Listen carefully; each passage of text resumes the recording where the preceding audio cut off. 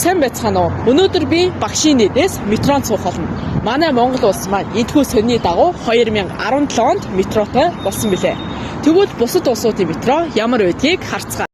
Нэгдүгээрт Америк улс 1892 онд метротой болсон ба Чикаго хотын Л метро юм. Үүнийг тэр үеийн ханшаар 97 саяын өртөгтэй бүтээгдсэн байна.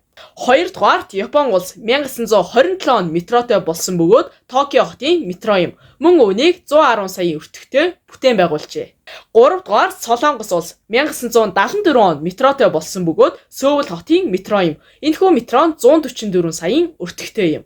Дөрөвдүгээрт Англи улс нь дэлхийн хамгийн анхны метрог Лондон хотод байгуулсан ба 1863 онд бөгөөд 89 саяын өртөгтэй байгуулагдсан. Тавдугаарт Бангладеш улс 2022 онд метротой болсон ба Дака хотод байгуулагдсан бөгөөд 219 саяын өртөгтэй байгуулагдсан. За би баярлалаа.